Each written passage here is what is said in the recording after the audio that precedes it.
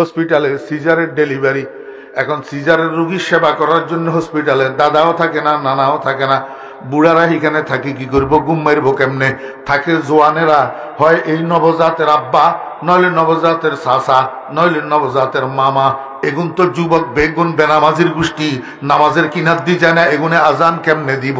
যার কারণে বর্তমানে হসপিটালে যত ডেলিভারি হইতেছে শতকরা 60% নবজাতকের কানে আজান আর একামত হয় না। ও যুবক, কেন দিলি না তুই আজান একামত তোর সন্তানের কানে? তুই কি জানস নি এটা কিসের আজান? তুই জানস নি এটা কিসের আজান? আল্লাহু আকবার। একমাত্র ঈদের নামাজ ছাড়া আর কোন নামাজ আজান একামত ছাড়া নাই। আজান একামত যেখানে আছে বুঝতে হবে সেখানে নামাজও আছে। আল্লাহর হাবিব তোর সন্তানের কানে যে আজান একামত দেওয়াইল, ওইটা কিসের আজান একামত জানোস নি? এই সন্তান 60, 70, 80 বছর হায়াত পাওয়ার পরে যখন মারা যাবে, এই সন্তানের খাটিয়ার উপরে শোয়াইয়া দুনিয়ার মানুষ একসাথে হইয়া যে একটা নামাজ পড়বে, যেটাকে জানাজার নামাজ বলা হয়, সেদিন আজান একামত দেওয়া হবে না। কারণ এই নামাজের আজান একামত তার জীবনের শুরুতে তার কানের উপরে দেওয়া হয়েছে। কি করলি তুই? তুই যে আজান দিলি না, তোর সন্তানটা যখন 70 বছরে মারা যাবে তখন তো তুই দুনিয়াতে থাকবি না, কিন্তু এই 70 বছরের জানাজা যে পড়া হইব এই আজান একামত ছাড়া। কি করে দিলি তুই? আমার বেইরা দুস্ত আবাব, সরকার দো আলম জনাবে মুহাম্মদুর রাসূলুল্লাহ সাল্লাল্লাহু আলাইহি ওয়াসাল্লাম আজান একামত দেওয়ার জন্য কেন বললেন? কেন ডান কানে আজান দিতে বললেন? কেন বাম কানে একামত দিতে বললেন? আজান একামতের মধ্যে দুইটা জিনিস আছে।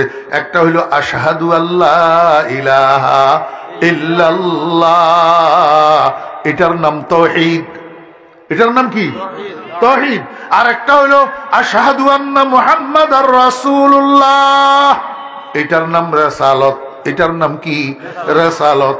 আরেকটা হলো হাইয়া আলাস সালাহ, এটার নাম দাওয়াত ইলাস সালাহ, নামাজের দিকে আহ্বান। আল্লাহর হাবিব জনাব রাসূলুল্লাহ সাল্লাল্লাহু আলাইহি ওয়াসাল্লাম বলেন, আমার উম্মতেরা সন্তান ভূমিষ্ঠ হওয়ার পরে সর্বপ্রথম সন্তানের কানে এই 3টা বাড়ি লাগাও। আশহাদু আল্লা ইলাহা ইল্লাল্লাহর বাড়ি, আশহাদু আন্না মুহাম্মাদার রাসূলুল্লাহর বাড়ি, হাইয়া আলাস সালাহর বাড়ি।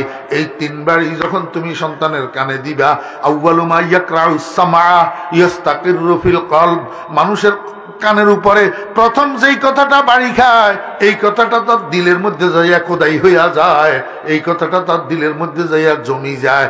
অতএব একটা নবজাত মায়ের পেট থেকে বাইর হওয়ার পরে সর্বপ্রথম যখন তার কানে তাওহীদের বাণী লাগে, রিসালাতের বাণী লাগে, দাওয়াত ইলাস সালাতের বাণী লাগে, এই সন্তান দুনিয়ার যেই পৃষ্ঠে যাবে যাক, যেই শিক্ষায় শিক্ষিত হোক, যত বড় ইউনিভার্সিটিতে যাক, যত বড় ডক্টর আর ব্যারিস্টার হোক না কেন, এই সন্তান কোনোদিন ঈমান হারা হবে না, ঈমান বিদ্বেষী হবে না, ঈমানের বিরুদ্ধে কথা তার মুখ থেকে বাইর হবে না, এই ছেলে কোনোদিন নাস্তিক হবে না। এই বাল্যকালটা একটা মানুষের ফাউন্ডেশনটা, এটা সোজা হয় কাদের দ্বারায়, বাঁকা হয় কাদের দ্বারায়? এই মেস্তরি গুণ কোন? এই মেস্তরি হলো 3 জাত। কয় জাত? 3 জাত। এই 3 জাতের দ্বারায় একটা মানুষের জীবনের ফাউন্ডেশন সোজাও হইতে পারে, বাঁকাও হইতে পারে। বুঝছেন? এই 3 জাতের প্রথম জাত হইল মা বাপ। প্রথম জাত মা বাপ। মা বাপের দ্বারায় সন্তানের জীবনের ফাউন্ডেশন বালা হয়, মা বাপের দ্বারায় সন্তানের জীবনের ফাউন্ডেশন নষ্ট হয়। 2 নম্বর জাত হইল স্বার্থলোভী শিক্ষক। স্বার্থলোভী শিক্ষক, এগুনে একটা মানুষের জীবনের ফাউন্ডেশনটারে বাঁকা করে দেয়। বুঝছেন? কি কইছি? স্বার্থলোভী শিক্ষক। তো বেগুন স্বার্থলোভী নে বালা নাই? ও বালা গুণের দ্বারাই আবার একটা মানুষের জীবনের ফাউন্ডেশন সুন্দর হয়। এগুলো শিক্ষক। এগুলো কি? শিক্ষক। আর যে শিক্ষকে খালি টেয়া আসিনে, বেতন বুঝে, প্রাইভেট বুঝে, টিউশন বুঝে, কোচিং বুঝে, ওই শিক্ষকের শিক্ষকে ছাত্রর আক্ষরিক জ্ঞানের সাথে সাথে আদর্শিক জ্ঞান শিক্ষা দেওয়া বুঝে না, চারিত্রিক জ্ঞান শিক্ষা দেওয়া বুঝে না, শিষ্টাচার শিক্ষা দেওয়ারে কর্তব্য মনে করে না, এতে হইছে শিক্ষক নামের কুলাঙ্গার। এতে দ্বারায় একটা মানুষের জীবনের ফাউন্ডেশনটা নষ্ট হয়ে যায়। ঠিক আছে নি? ক নম্বর গেল? 3 নম্বর হইল আমাদের দেশের পলিটিক্যাল লিডাররা, রাজনৈতিক নেতাগণ। এগুলোর মধ্যে বালাও আছে, খারাপও আছে। বালাগুণের দ্বারাই একটা মানুষের জীবন সুসজ্জিত হয়। একটা চরিত্রবান নেতার দ্বারাই আর 10টা চরিত্রবান নেতা তৈরি হয়। আর কতগুণ আছে নেতা নামের কুলাঙ্গার। এগুনে আপনার হোলাগালে স্কুলে মাদ্রাসা দিছেন, বালাই গিয়া শিক্ষিত হই নক্ষত্রের মতো সমাজের আকাশে জলমল করার জন্য। কিন্তু এগুনে আপনার হোলাগার আতিথ্য পিস্তল ধরাই দিয়ে, ডেগার ধরাই দিয়ে, টেয়ার বান্ডেল ইগা জাবিতে ঢুকাই দিয়ে আপনার হোলাগারা তাই সন্ত্রাস করাইলে হয়। এগুনে এই হোলাগার জীবনটারে নষ্ট করে দিয়ে। কি বুঝছেন? বেগুনে নেই জি, নষ্ট গুণে, বালাগুনে ন। সবটার মধ্যে 2 গ্রুপ আছে, এক গ্রুপ বালা, আরেক গ্রুপ নষ্ট। নষ্ট নষ্ট করে, বালায় বালা বানায়। কথা বুঝছেন না? বুঝেন? আল্লাহু আকবার।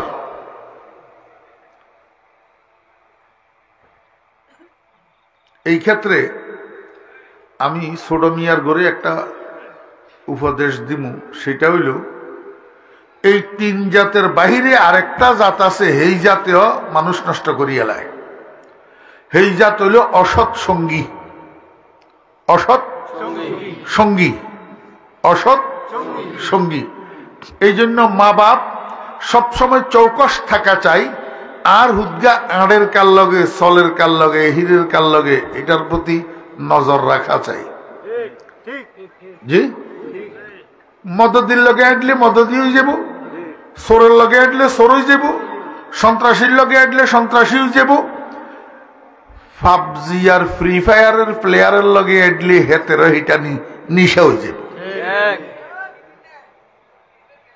এবার তো হলো গলের মনে কষ্ট হয়, যার কি কয় কন্টে কইলাইতে না দিয়ে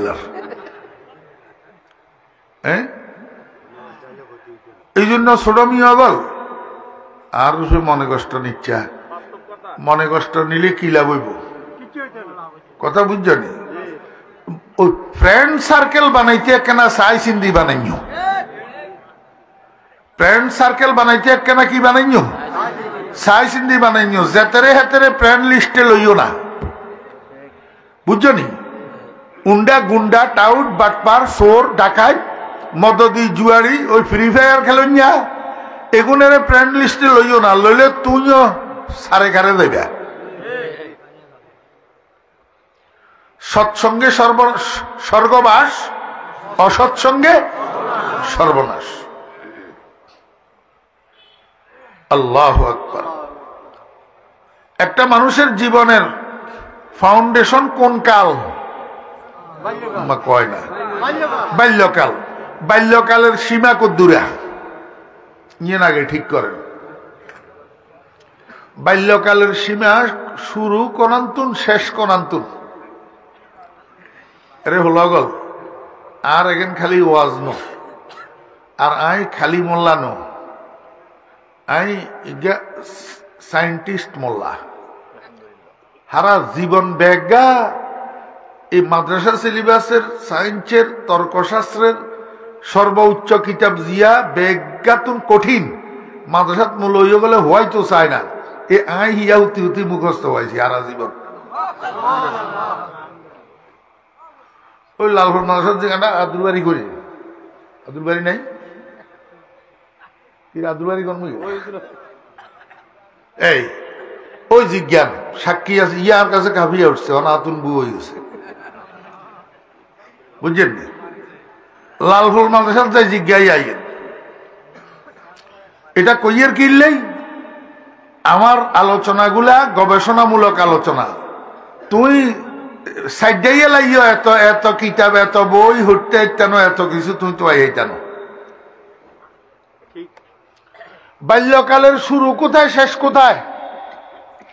আপনার ঘরে জিজ্ঞাইলে আপনারা করবেন যে জন্মের প্রথম দিনের তুন বাল্যকাল শুরু, কিন্তু আয় কমো যে না, বাল্যকাল আরেকখানা আগের তুন শুরু হয়। বলে হেয়ার আগে আর কন্ডে মারফেটে তুন, হেয়ার আগে মারফেটের তুন বাল্যকাল শুরু হয়, মারফেটের তুন বাল্যকাল শুরু হয়। এই আমরা যে আল্লাহ পাক রব্বুল আলামিন বানাইছে, বানানোর পদ্ধতি কইতে না রেন, হ্যাঁ? আব্বার এক ফোঁটা, আম্মার এক ফোঁটা, 2 ফোঁটা বীর্য আল্লাহ পাকের কুদরতের দ্বারা নিয়ে গেছেন আদম তৈরির কারখানাত। কন্ডে আদম তৈরির কারখানা কি? আমাদের আম্মা জানদের গর্ব, আম্মা জানদের গর্ব, যেটাকে আরবিতে রেহেম বলে, রেহেম বাচ্চাদানি। এইখানে আব্বা আম্মা দুইজনের 2 ফোঁটা বীর্যরে আল্লাহ পাক নিয়ে গেছেন, নিয়া এটারে এখানে গুড়ার কয়দিন? আপনারা তো আদম বালা হারান দিন, কদিন? 40 দিন। এটা ভালো হয়েছে, আপনারা সাপোর্ট করছেন যে আগের দিন কই দিচ্ছেন 40 দিন, আর হলা আইনি এবারে আর কথারে বিশ্বাস করব, নলে খালি আয় কইলে বিশ্বাস করতো না, বুঝেননি? কদিন ঘুরেছে? 40 দিন ঘুরানির পরে এই 2 ফোঁটা বীর্য একটার সাথে একটা মিশ্রণ হইয়া একটা জমাট রক্তের দলা হইছে। কি হয়েছে? এই জমাট রক্তের দলা এটারে আবার গুড়া, মেশিনের ভিতরে কি করে গুড়া। কদিন? আবার 40 দিন। আবার 40 দিন গুড়ানির পরে জমাট রক্তের দলা এটা একটা গোস্তের টুকরা হইছে। কি হয়েছে? গোস্তের টুকরা। এই গোস্তের টুকরা এটারে আবার গুড়া, মেশিনিকটা আবার কি করে গুড়া। কদিন? আবার 40 দিন গুড়ানির পরে এবারে গোস্তের টুকরা এটা 2 ভাগ হয়ে গেছে। কি হয়ে গেছে? 2 ভাগ, 2 টুকরা। এই 2 টুকরারে আবার মেশিনিতে কি করে গুড়ার। গুড়াইতে গুড়াইতে এক টুকরা আগের যে গোস্তের টুকরা হয়েছিল হিয়াতুন আরো একটু নরম হুসুসা মুহ হয়ে গেছে। আরেক টুকরা আগের তুন আরো কঠিন শক্ত হয়ে গেছে। শক্ত যেটা হয়েছে এটারে কয় আড্ডির টুকরা। কি টুকরা?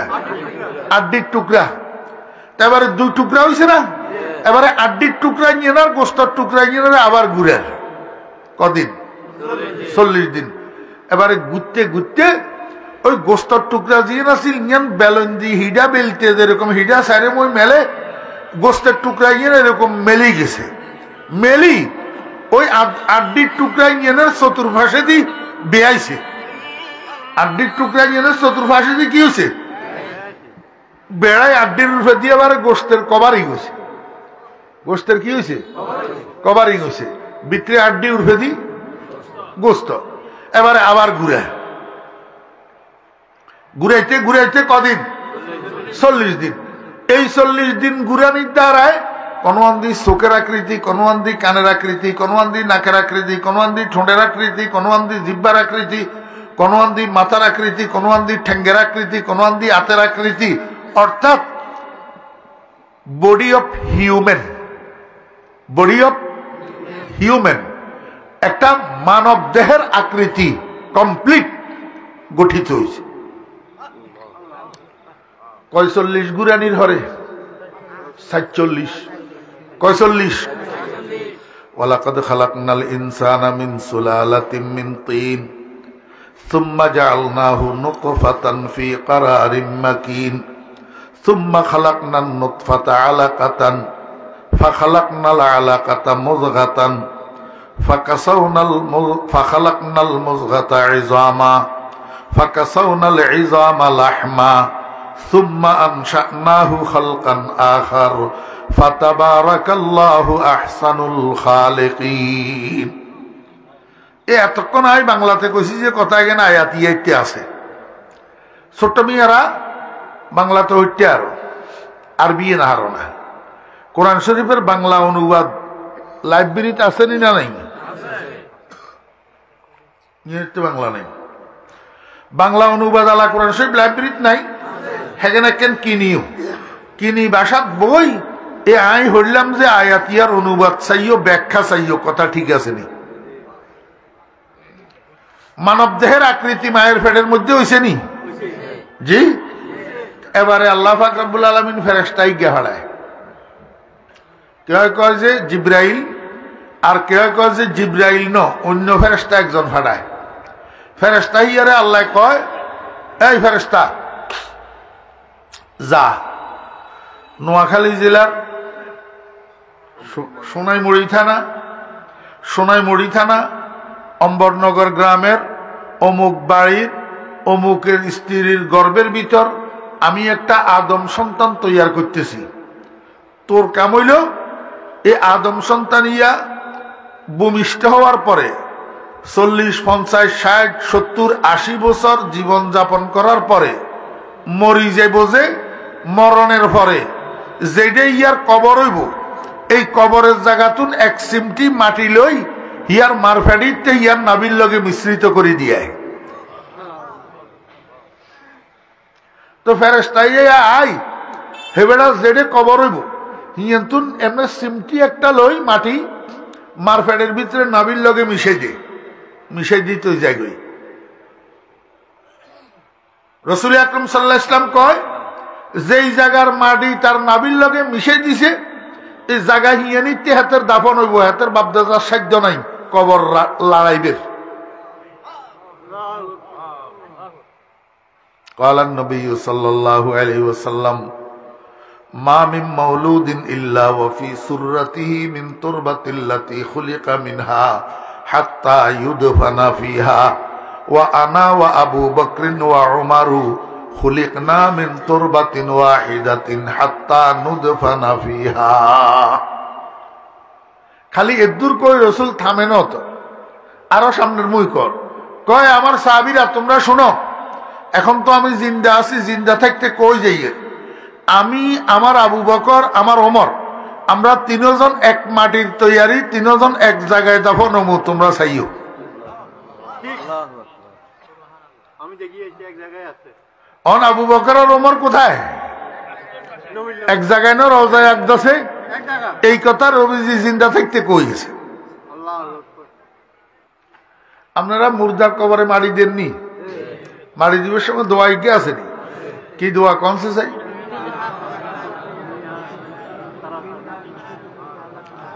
এই পণ্ডিতি অঙ্গ আনা বোঝা যাবে না আসল পণ্ডিতি লাতুরে তুমি মুসলমানের হলান তুমি হরেশচন্দ্রের গত্ত নিছ না সীতারানীর দুধ খাই বড় হইছ তুই আব্দুর রহমান আব্দুল করিম আব্দুর রহিমের হুতন তুই আমেনা বেগম ফাতেমা বেগমের দুধ খাই বড় হইছ না তো তুই দুনিয়ার হন্ডিতি ব্যাগেন হারো বাপের জানাজা হড়বে লাগেছ যে হেঁটে জানাজার দোয়া ইয়া হারো না কা তুই দুনিয়ার ছাপাবাজি ব্যাগেন হারো বাপের কবরে নামাইবের সময় দোয়াই গেছে ইয়া হারো না কা তুই দুনিয়ার টাউডারি ব্যাগেন হারো হ্যাঁ দুনিয়ার ছাপাবাজি ব্যাগেন হারো বাপের কবরে মাটি দিবের সময় দোয়াই গেছে ইয়া হারো না কা বাপ তোর মনে কষ্ট গেলে আর মাফ করে দিস বাউ আই তো কুচি মিনহা খালাকনাকুম ওয়া ফিহা নুঈদুকুম ওয়া মিনহা নুখরিজুকুম তারাতান উখরা অর্থ কি আল্লাহ পাক রব্বুল আলামিন কয় বান্দা এই মাড়ি এগেন দিয়ারি তোরে বানাইছিলাম মাড়ি এগেন দি তোরে বানাইছিলাম আবার এগেন ইতে তোরে ঢুকাইয়ের এই মাড়ি এগেন ইতে তুই একদিন নিশ্চিহ্ন আসিলি কিন্তু নাই তোরে অস্তিত্ব দিছি এই অস্তিত্ব নিয়ে আবার বিলীন করিয়ে এলাম মাড়ি এগেন ইতে ও কবর কুই সার না অস্তিত্ব আসেনি মাড়ি হয়ে গেছে না এই মাড়ি এগেন তোর অস্তিত্ব দিছি খালির বটকা দেখছেন নি বটকা চিনেননি खुद फना होकर अपने जात में मिल जाना ये तमाशा हुबाब में देखा। আল্লাহর আশিকে কয় দুনিয়ার মানুষেরা ফানির লগে কিছু ধাক্কা খাইলে হেডে বটকাই গিয়া উড়ে, 2-1 সেকেন্ড পরে আবার বটকাইয়া বাস্ট হয়ে যায়, আবার ফানির তুন উঠছে ফানির লগে মিশি যায়। আরে দুনিয়ার মানুষ তোরা বেগুন মাটির বটকা, এই মাটির তুন বটকাই গেও সে 60-70 বছর পরে বটকাইয়া আবার মাটির লগে মিশি যায়।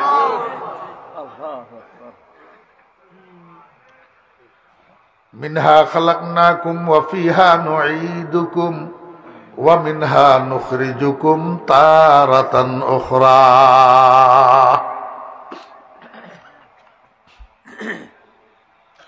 এবার মিশাইছে নি নাভির মধ্যে কি মিশাইল? কবরের মাটি। কিসের মাটি? আল্লাহ পাক রব্বুল আলামিন কয় বান্দা এখনো পর্যন্ত তুই মুর্দা। মানুষ তো আমি বানাইছি মার ফেটে, কিন্তু মানুষই এখনো পর্যন্ত মুর্দা। কিসে? হ্যাঁ,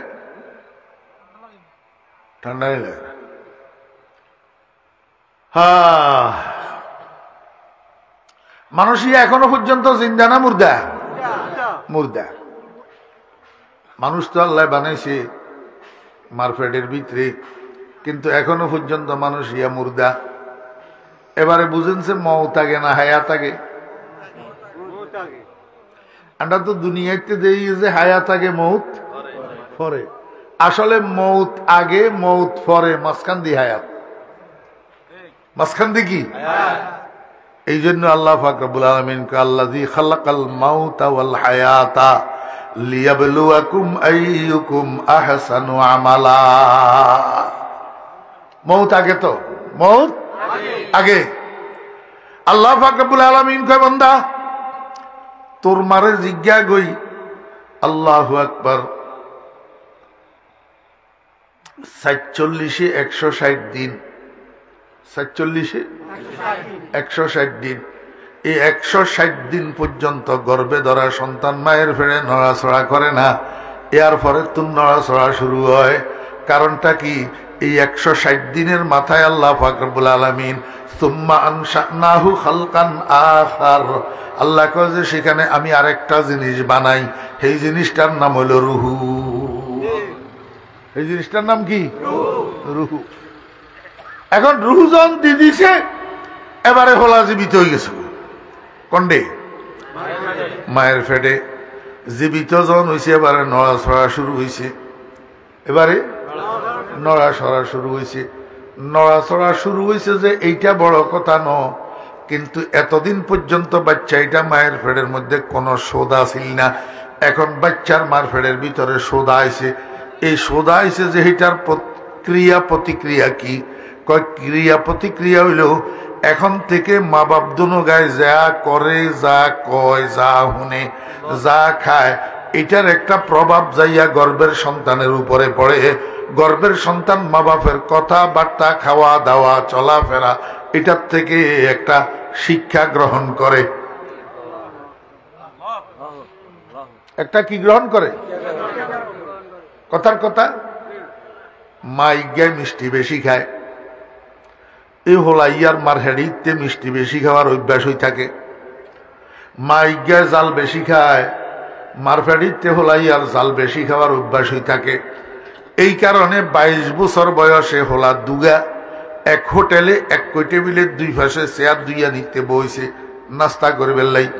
মেসিয়ার আই জিজ্ঞায় আপনারা কে কি খাইবেন?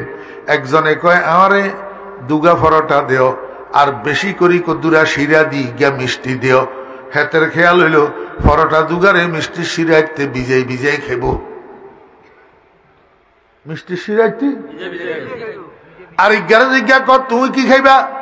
কয় আর বেশি করি কাঁচা মরিচ দি ইজ্ঞা ডিম মামলেট দে। তার মানে হেতে জাল প্রিয়, জাল যে অল্প জালে হেতেরে হতায় না, বেশ করি জাল দেওয়া লাগে। হাতে কয় বেশি করি কাঁচা মরিচ দিয়ে আর ইজ্ঞা ডিম মামলেট দে। ইজ্ঞায় কয় মিষ্টি শিরা বেশ করি দে, আর ইজ্ঞায় কয় কাঁচা মরিচ বেশ করি দে। তার মানে একজন মিষ্টি প্রিয় আর একজন জাল প্রিয়। এই ব্যবধানটা ওই সেকন্তন কইতে নারবে নেইমার ফেটে তো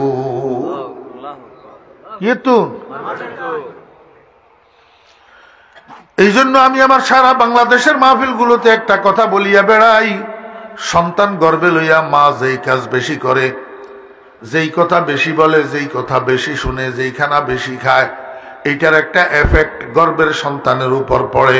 গর্বের সন্তান সেখান থেকে শিক্ষা গ্রহণ করে। এই জন্য অম্বরনগরবাসী যুবকেরা, যুবতীরা যারা আপনারা বিয়ে করছেন, সন্তান যখন গর্ভ ধারণ করবে, স্বামী স্ত্রী দুজন সাবধান। ঘরের ভিতরে গালিগালাজ করা যাবে না, অশ্লীল কথা বলা যাবে না, অশালীন কথা বলা যাবে না, ঝগড়াঝাটি করা যাবে না, মারামারি আর কিলাকিলি করা যাবে না। যদি করেন মনে করিয়েন আপনারা স্বামী স্ত্রী দুজন এগুলা করতেছেন না, বরং গর্ভের সন্তানের এগুলা শিক্ষা দিতেছে। গর্ভের সন্তানের কি দিতেছেন?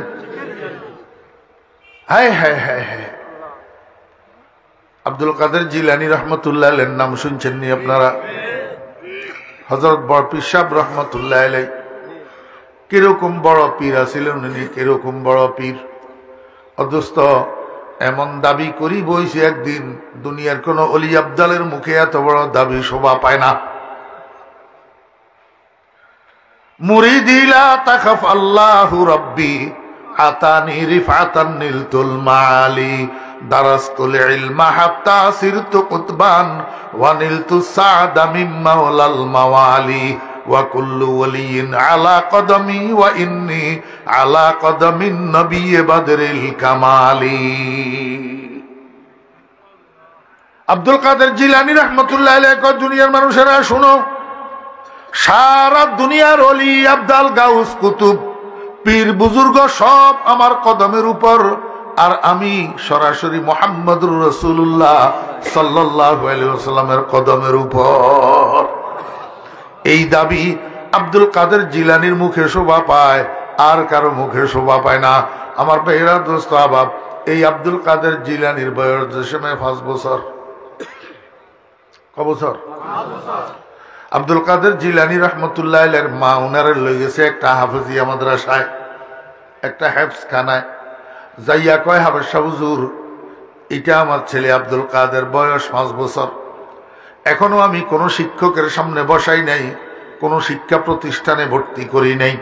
এই জীবনের সর্বপ্রথম আপনার কাছে নিয়ে এসেছি, কারণ আমার মনের কামনা, আমার মনের আরজু, আমার ছেলেটা পরে যা হবে হবে হবে, কিন্তু জীবনের শুরুতে আমার ছেলেটা কোরআনের হাফেজ হবে, এটা আমার দিলের আরজু। মুসলমান ভাইরা, আপনাদের কাছে সন্তান নাই, আপনাদের আরজু জাগে না? আমার ছেলেটা ইঞ্জিনিয়ার হোক, ব্যারিস্টার হোক, ডাক্তার হোক, উকিল হোক, যা হোক পরে হবে, কিন্তু জীবনের শুরুতে আমার ছেলেটা কোরআনের হাফেজ হবে, এটা আমার দিলের আরজু। এই আরজুটা আপনাদের অন্তরে জাগে না। আল্লাহ আমারে ফলার করা 3টা দিছে, আমি 3টারে কোরআনের হাফেজ বানাইছি। আল্লাহ যদি 100টা ফোলা আমারে দিত, আমি জীবনের শুরুতে 100টা ফোলারে কোরআনের হাফেজ বানাইতাম। আব্দুল কাদের জিলানী রহমতুল্লাহ আলাইহির মায় কয়, হুজুর, আমার ছেলেটারে আপনার সফরদ করি গেলাম, আপনি আমারে একটা হাফেজে কোরআন উপহার দিবেন। এই কথা বলি আব্দুল কাদের জিলানীর মা তো বাড়িতে চলে গেছে। হাফেজ সাহেব হুজুর কয়, বাবা আব্দুল কাদের, এদিকে আসো, আমার সামনে বসো, আমার মুখে মুখে বলো, আউযু বিল্লাহি মিনাশ শাইতানির রাজিম, বিসমিল্লাহির রহমানির রহিম, আলহামদুলিল্লাহি রাব্বিল আলামিন, আর রহমানির রহিম। জীবনের প্রথম সবক তো হাফেজ সাহেব হুজুর আউযু বিল্লাহি বিসমিল্লাহর সাথে সূরা ফাতিহাটা আব্দুল কাদেরকে মস্কে করাইছেন। 1 বার, 2 বার, 3 বার, 4 বার, 5 বার, 7 বার রিপিট করিয়া করিয়া সূরা ফাতিহাটা পড়াইছেন। পড়াইয়া এবার কয়, বাবা আব্দুল কাদের, দেখি সূরাটা আমারে মুখস্থ শোনাইতে পারো কিনা, সূরা ফাতিহাটা আমাকে একটু মুখস্থ শোনাও। ওস্তাদজির আদেশ পাইয়া শিশু আব্দুল কাদের বুকে হাত দিয়া শুরু করছে আউযু বিল্লাহি মিনাশ শাইতানির রাজিম বিসমিল্লাহির রহমানির রহিম আলহামদুলিল্লাহি রাব্বিল আলামিন আর রহমানির রহিম। হাবশা হুজুর চোখ বন্ধ করে শুনতে আছে। আব্দুল কাদের সূরা ফাতিহা হাবশা হুজুরকে মুখস্থ শুনাইতে আছে। হুজুরের খেয়াল হইল সূরা ফাতিহা শেষ, আব্দুল কাদেরের তেলাওয়াত শেষ, কিন্তু বাস্তবতা তার উল্টা। আব্দুল কাদের কয় গায়রিল মাগদুবি আলাইহিম ওয়ালাদ-দাল্লিন আমিন বিসমিল্লাহির রহমানির রহিম আলিফ লাম মিম যালিকাল কিতাব লা রাইবা ফীহি হুদাল লিল মুত্তাকিন। হাবশা হুজুর চোখ খুলছে, কিরে আব্দুল কাদের তো সূরা ফাতিহা শেষ করি তেলাওয়াত থামে না, সামনের দিকে না পড়ে, ব্যাপারটা কি দেখিনি পড়ে না মুখস্থ পড়ে। চোখ খুলি দেখে আব্দুল কাদের মুখস্থ পড়তে আছে। সূরা ফাতিহা শেষ করি সূরা বাকারার শুরু থেকে মুখস্থ পড়তে আছে। হাবশা হুজুর মনে করছে বুঝি দুরা পড়ি মনে হয় বন্ধ হয়ে যাব। না, আব্দুল কাদের শুরু করছে তো করছে আর বন্ধ হয় না, একেবারে 18 পারাতে যাইয়া তারপরে তেলাওয়াত বন্ধ হয়েছে। কয় ফারাত? 18 ফারাত। আমার বেরা দোস্ত আবাব হাবশা হুজুর তো অবাক হইয়া গেছে। রে তোরা কে আছিস? আব্দুল কাদেরের মাকে একটু খবর দে। আব্দুল কাদেরের মা এসছে। হাবশা হুজুর কয় বোন, আপনি না কইলেন আপনার ছেলেটাকে কোনো শিক্ষকের সামনে বসান নাই, কোনো শিক্ষা প্রতিষ্ঠানে ভর্তি করেন নাই। আপনার ছেলেটাকে আমি সূরা ফাতিহা মুখস্থ করাইলাম, সূরা ফাতিহা শুনাইতে কইলাম। আপনার ছেলে সূরা ফাতিহা তো শুনাইলো, সাথে এক বৈঠকে 18 পারা কোরআন শরীফ আমারে মুখস্থ শুনাইয়া দিল। আপনি কইলেন কোনো শিক্ষকের সামনে বসান নাই, তাহলে আব্দুল কাদের 18 পারা মুখস্থ কেমনে করলো, কোথায় করলো?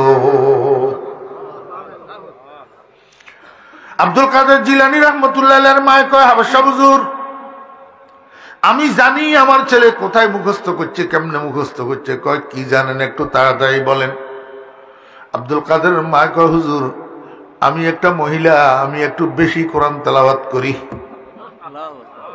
বেশি কোরআন তেলাওয়াত করা আমার নেশা, কোরআন তেলাওয়াত করা আমার গেজা। আমি যেই দিন আমার নেশা পরিমাণ কোরআন তেলাওয়াত করি না সেই দিন আমার ক্ষুধা লাগে না, আমার খানা হজম হয় না। যেই দিন আমি আমার নেশাব পরিমাণ কোরআন তেলাওয়াত করি না সেদিন রাত্রে আমার 2 চোখে ঘুম আসে না।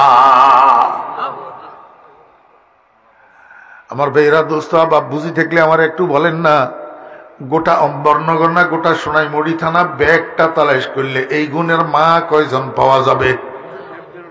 হ্যাঁ, বাপ ভালো তার বেটা ভালো, মা ভালো তার জি, গাই ভালো তার বাছুর ভালো, দুধ ভালো তার ঘি।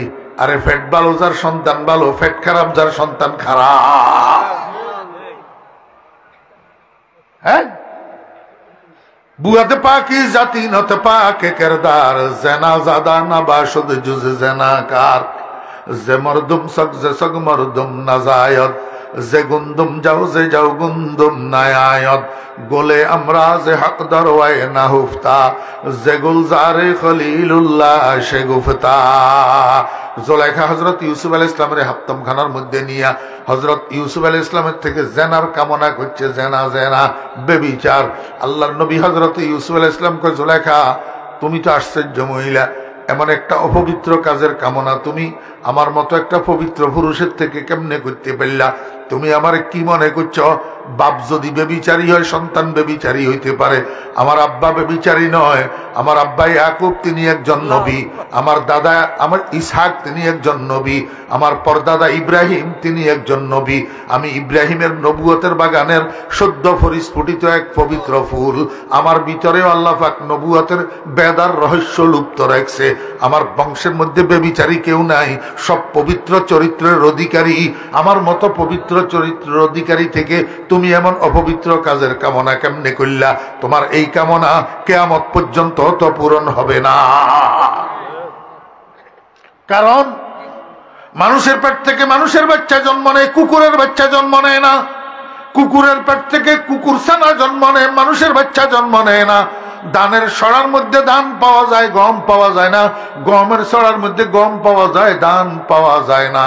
ও বেরা দোস্ত, এই জন্য আমি আমার সারা বাংলাদেশের মাহফিলগুলোর মধ্যে বলি, আব্বা আম্মাগণ সন্তানকে যদি চরিত্রবান বানাইতে চান, আগে আব্বা আম্মা ঠিক হইয়া যান। আব্বা আম্মার চরিত্রে যদি দূষণ থাকে, সন্তান কোনোদিন চরিত্রবান হবে না। ওরে দোস্ত দোস্ত, আব্বা আম্মার নিয়ত যদি খালেস না থাকে, আব্বা আম্মার মধ্যে দিনদারি আর পরহেজগারি যদি না থাকে, ওরে 13,000 মাদ্রাসায় পড়াইবেন, ওই জুব্বাওয়ালা কুত্তাওয়ালা মৌলবী হবে, কিন্তু হাক্কানি রব্বানি দিনদার এলেমওয়ালা আলেম হবে না, হবে না। আগে নিজের চরিত্র ঠিক করতে হবে। আমার বেইরা দোস্ত বাব, শিক্ষক মহোদয়গণ, মাদ্রাসা বলেন আর স্কুল কলেজ বলেন, শিক্ষক হলো মানুষ বানানোর কারিগর, শিক্ষক হলো চরিত্রবান বানানোর কারিগর, শিক্ষক হলো তারকা বানানোর কারিগর। এই শিক্ষকের চরিত্রে যদি দূষণ থাকে, ছাত্র কোনোদিন যোগ্যতা সম্পন্ন তৈরি হবে না, ছাত্র কোনোদিন নক্ষত্রের মতো জলমল করবে না, ছাত্র কোনোদিন চরিত্রবান হবে না।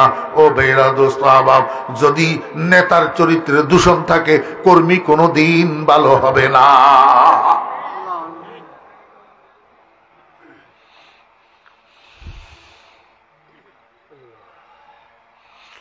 আব্দুল কাদের জিলানী রহমতুল্লাহ আলাইহির মায়ে কয়, হুজুর আমি তো এমনিই কোরআন তেলাওয়াত বেশি করি, এর মধ্যে আমার আব্দুল কাদের যখন আমার গর্ভে দাঁড়িতে হয়েছে, আমি আর একটু অ্যালার্ট হইয়া গেছি, তখন থেকে আমি এবারে কোরআন তেলাওয়াতের মাত্রা আরো বাড়াই দিছি।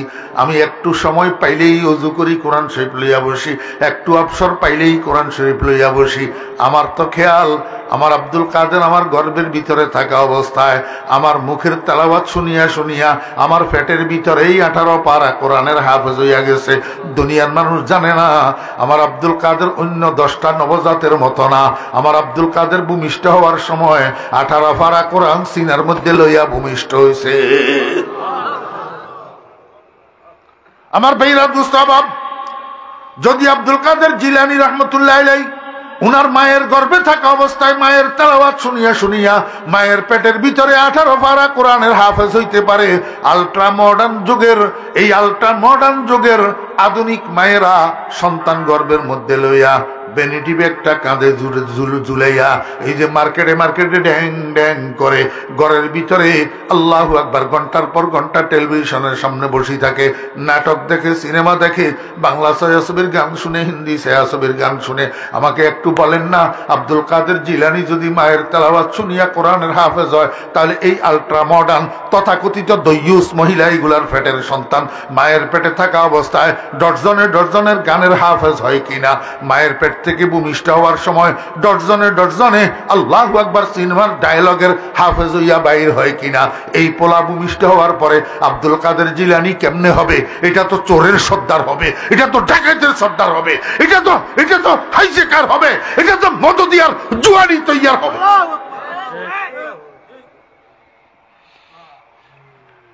আমাকে একটু বুঝি থাকলে এবার বলেন না, বাল্যকালটা কোনখান থেকে শুরু হয়েছে? আর এই বাল্যকালটা নষ্ট করে কারা? সর্বপ্রথম মা আর বাপে। মা আর বাপে।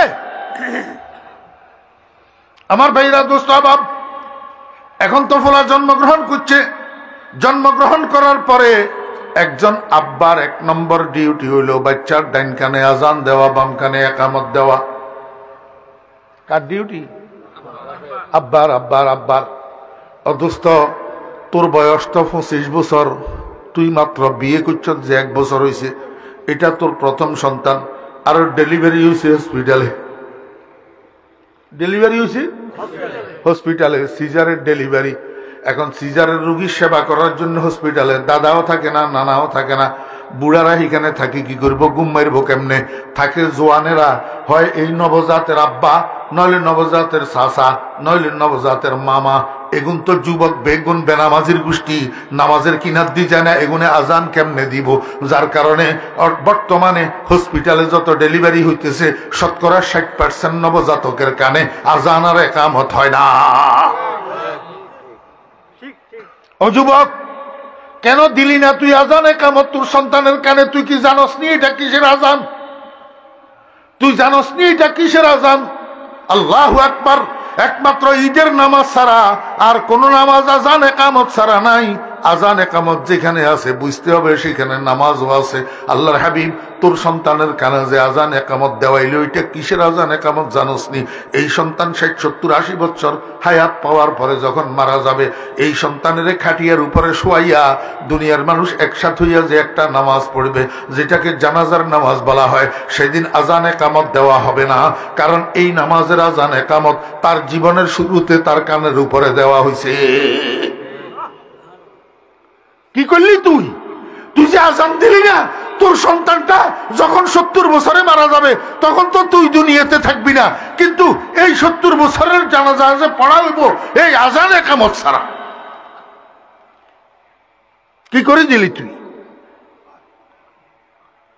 আমার বেইরা দুস্ত আবাব, সরকার দো আলম জনাবে মুহাম্মদুর রাসূলুল্লাহ সাল্লাল্লাহু আলাইহি ওয়াসাল্লাম আজান একামত দেওয়ার জন্য কেন বললেন? কেন ডান কানে আজান দিতে বললেন? কেন বাম কানে একামত দিতে বললেন? আজান একামতের মধ্যে দুইটা জিনিস আছে।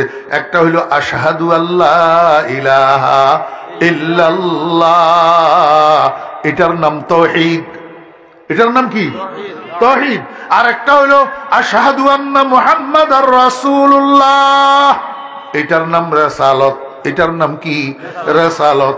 আরেকটা হলো হাইয়া আলাস সালাহ, এটার নাম দাওয়াত ইলাস সালাহ, নামাজের দিকে আহ্বান। আল্লাহর হাবিব জনাব রাসূলুল্লাহ সাল্লাল্লাহু আলাইহি ওয়াসাল্লাম বলেন, আমার উম্মতেরা সন্তান ভূমিষ্ঠ হওয়ার পরে সর্বপ্রথম সন্তানের কানে এই 3টা বাড়ি লাগাও। আশহাদু আল্লা ইলাহা ইল্লাল্লাহর বাড়ি, আশহাদু আন্না মুহাম্মাদার রাসূলুল্লাহর বাড়ি, হাইয়া আলাস সালাহর বাড়ি। এই 3 বাড়ি যখন তুমি সন্তানের কানে দিবা, আউয়ালু মা ইয়াকরাউস সামা ইয়াস্তাকিরু ফিল কলব, মানুষের কানের উপরে প্রথম যেই কথাটা বাড়ি খায় এই কথাটা তার দিলের মধ্যে যাইয়া খোদাই হইয়া যায়, এই কথাটা তার দিলের মধ্যে যাইয়া জমি যায়। অতএব একটা নবজাত মায়ের পেট থেকে বাইর হওয়ার পরে সর্বপ্রথম যখন তার কানে তাওহীদের বাণী লাগে, রিসালাতের বাণী লাগে, দাওয়াত ইলাস সালাতের বাণী লাগে, এই সন্তান দুনিয়ার যেই পৃষ্ঠে যাবে যাক, যেই শিক্ষায় শিক্ষিত হোক, যত বড় ইউনিভার্সিটিতে যাক, যত বড় ডক্টর আর ব্যারিস্টার হোক না কেন, এই সন্তান কোনোদিন ঈমান হারা হবে না, ঈমান বিদ্বেষী হবে না, ঈমানের বিরুদ্ধে কথা তার মুখ থেকে বাইর হবে না। এই ছেলে কোনোদিন নাস্তিক হবে না, কোনোদিন নাস্তিক হবে না। 1 নম্বর কারণ। 2 নম্বর কারণ, আল্লাহর হাবিব জনাব রাসূলুল্লাহ সাল্লাল্লাহু আলাইহি ওয়াসাল্লাম কয়, উম্মত প্রথম ডাইন কানে আজান দিবা, তারপরে বাম কানে একামত দিবা। কেন দিবা? কয় যে দেখো না দুনিয়ার ভিতরে মানুষ একটা নামাজ পড়ার জন্য গেছে, ওযু করছে, আল্লাহু আকবার, আজান হইছে, এরপরে জামাত শুরু হবে, আজানের পরে একামতের পরে নামাজ পড়ার আগ পর্যন্ত মাঝখানের সময় এটার মধ্যে কোনো চোরে চুরি করে না, কোনো ডাকাইতি করে না, কোনো মদ দিয়ে মদ খায় না, কোনো মিথ্যা কথা কয় না।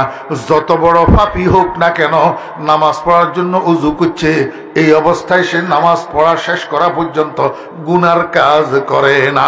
আল্লাহর হাবিব জনাব রাসূলুল্লাহ সাল্লাল্লাহু আলাইহি ওয়াসাল্লাম কয়, আল্লাহ পাক তোমার জন্য এই ব্যবস্থা কেন করলেন? ডান কানে আজান বাম কানে একামত দেওয়াইয়া জীবনের শেষে নিয়া নামাজ রাখলেন কেন? তোমারে বুঝাইতে চায়, ওরে আজান একামত থেকে শুরু করি নামাজ শেষ হওয়া পর্যন্ত এই মাঝখানের সময় এটা তোমার যেমন কাটে নিষ্পাপ অবস্থায়, বেগুনাহ অবস্থায়, তোমার সারাটা জীবন এমনি ভাবে কাটা চায়। इब्तिदा में है अज़ा और इंतहा में है नमाज, इब्तिदा में है अज़ा और इंतहा में है नमाज, है ये तेरी जिंदगी तकदीर मौला हक नवाज, है ये तेरी जिंदगी तकदीर मौला हक नवाज। আমার বেরা দোস্ত বাপ, সন্তানের এই দায়িত্বগুলা যদি আপনারা পালন না করেন, ওরে মা বাপের হক যদি সন্তানে আদায় না করে, সন্তানও কিয়ামতের ময়দানে শাস্তির সম্মুখীন হবে। আবার মা বাপে যদি সন্তানের হক আদায় না করে তো কিয়ামতের ময়দানে আল্লাহ পাকের আদালতের কাঠগড়ায় যখন সন্তানকে উঠানো হবে, সন্তান তখন বলবে, কালু রব্বানা ইন্না আতা'না সাদাতানা ওয়া কুবারানা ফাআযাল্লুনাস সাবিলা। রব্বুল আলামিন, আমরা তো দুনিয়াতে কতগুলো মানুষের অনুসরণ করতাম, কতগুলা মানুষের অনুকরণ করতাম, তাদের কথা মানতাম। 1 নম্বরে আমাদের মা বাপ, 2 নম্বরে আমাদের শিক্ষক, 3 নম্বরে আমাদের নেতা, এদেরকে আমরা কথা মানতাম, কিন্তু এরা আমাদেরকে ভুল পথে চালাইছে, এরা আমাদেরকে সঠিক দিক নির্দেশনা দেয় নাই, সঠিক পথের দিশা আমাদেরকে দেয় নাই। যদি দিত তাহলে মানতাম। রব্বুল আলামিন, আজকে আমরা আপনার কাঠগড়ার আসামি হয়েছি, যদি আমরা শাস্তির উপযুক্ত হই, আপনার কাছে আমরা আপিল করতেছি, আপনি তো ন্যায় বিচারক, আমাদের এই দিক নির্দেশনা দাতা, আমাদের কর্তা, আমাদের অভিভাবক, আমাদের মুরব্বী, আমাদের মা বাপ, এদেরকে ডবল শাস্তি দেওয়া হোক। রব্বানা আতিহিম যিফাইনি মিনাল আযাব ওয়ালআনহুম লানান কাবীরা। এই জন্য বলি, ও মুরব্বিয়ানে কেরামেরা, মনোযোগ আসেনি? এই আয়াত আজকে কেন তেলাওয়াত করলাম, এই বিষয়বস্তু কেন নিলাম, এখন আপনাদেরকে বলতেছি অল্প সময়। একটা জাতির উন্নতি এবং অবনতি নির্ভর করে যেই সময়ে জাতি উন্নতি করবে, যেই সময়ে অবনতি করবে, সেই সময়ের বাল্যকালের মানুষ যেগুলা, এগুলাকে সঠিকভাবে গড়ি তোলার উপর নির্ভর করে। সঠিকভাবে গড়ি তোলার উপরে কি করে? আপনাদের অম্বয়নগরে এখন বালক নাই, জি আমার ভাইয়েরা, দোস্ত আবাব, বাল্যকালের সীমানা কতটুকু? একটা মানুষ প্রাপ্ত বয়স্ক হওয়া পর্যন্ত, বালেগ হওয়া পর্যন্ত, বালেগ হওয়া পর্যন্ত, বালেগ হওয়ার থেকে এইবার যৌবন শুরু হয়, বালেগ হওয়া পর্যন্ত এটা হইল বাল্যকাল। একের সোজা কথায় ধরেন না, মানে 0 থেকে 15, 0 থেকে 15, এই 0 থেকে 15 পর্যন্ত একটা বালকের যদি আপনি সুন্দর চরিত্রে গড়ি তুলতে পারেন, তাহলে তার জীবনটাও সুন্দর হবে। এইরকম 20টা বালকের জীবন যদি সুন্দরভাবে গড়ে উঠে, তাহলে আপনার সমাজটা সুন্দর হয়ে যাবে। আর এরকম 20টা বালকের জীবন যদি অসুন্দরভাবে গড়ে উঠে, তাহলে আপনার সমাজ ব্যবস্থাটা জাহান্নামের কূপে পরিণত হবে, জাহান্নামের কূপে পরিণত হবে। দোস্ত, একটা জাতিকে যদি আপনি উন্নত করতে চান, বালকদের পিছনে মেহনত করেন, এদেরকে সঠিক শিক্ষা দেন। আর একটা জাতিকে যদি আপনি ধ্বংস করতে চান, বালকদের পিছনে মেহনত করেন, তাদেরকে আপনি কুশিক্ষা দেন। কথা বুঝেন নাই? আমার ভাইয়েরা, দোস্ত আহবাব, আজকে আমাদের মুসলমানের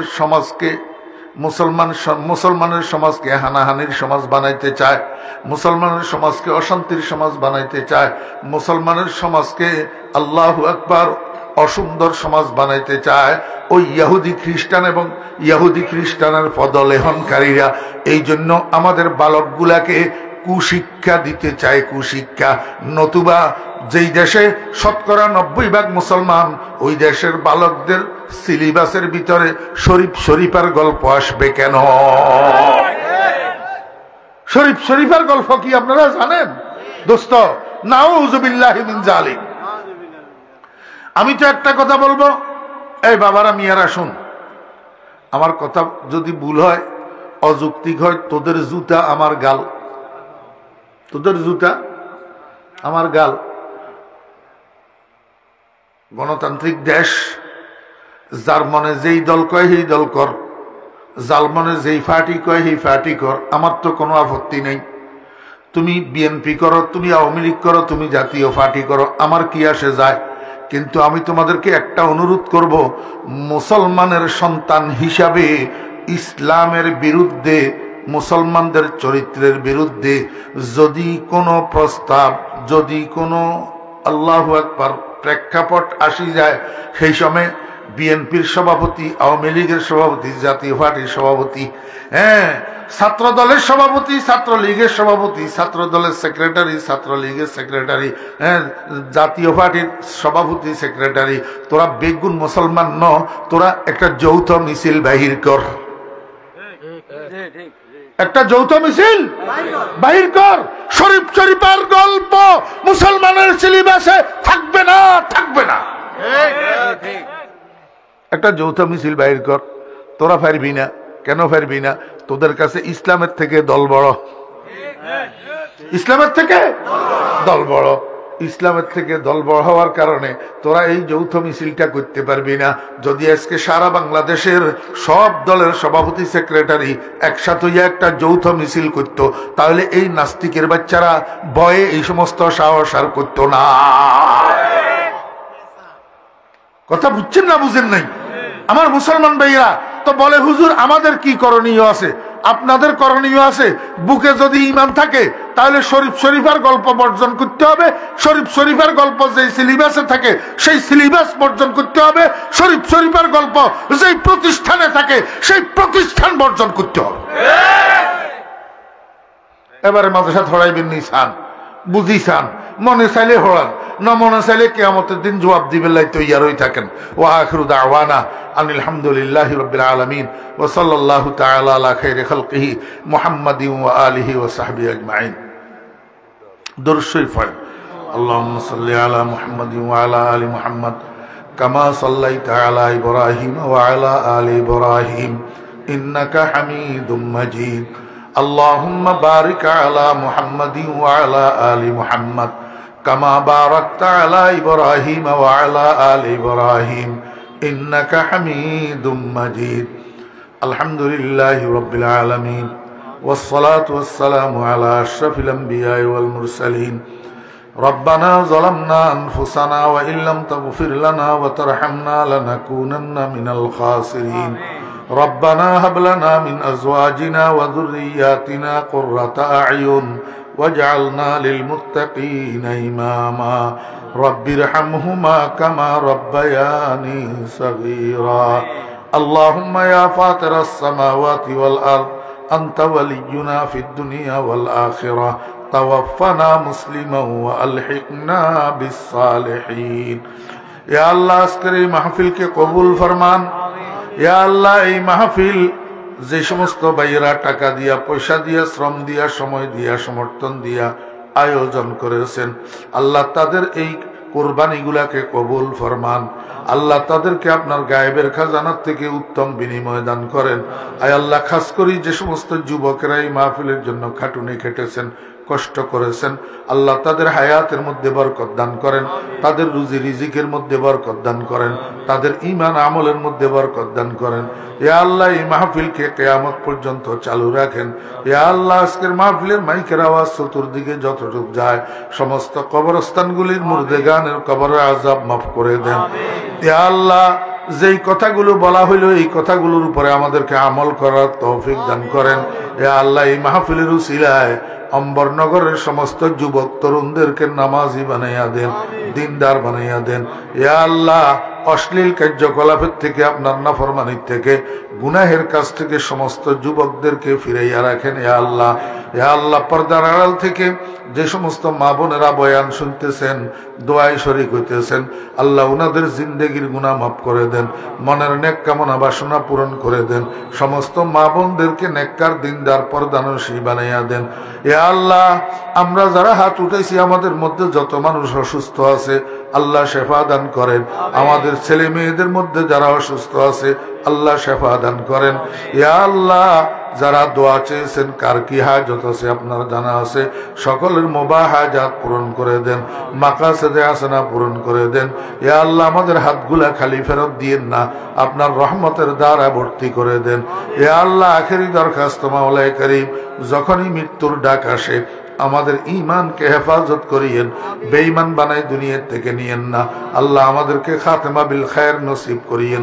আয় আল্লাহ, আমাদের খাতেমা কালিমায়ে তাওহীদের উপরে করিয়েন। ইয়া আল্লাহ, ইয়া আল্লাহ, আপনার হাবিবের সদকা দোয়া দরখাস্ত কবুল ফরমান।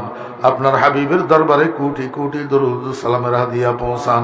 ওয়া সাল্লাল্লাহু তাআলা আলা খায়রি খালকিহি মুহাম্মাদিন ওয়া আলিহি ওয়া সাহবিহি আজমাইন বিরহমাতিকা ইয়া আরহামার রাহিমিন।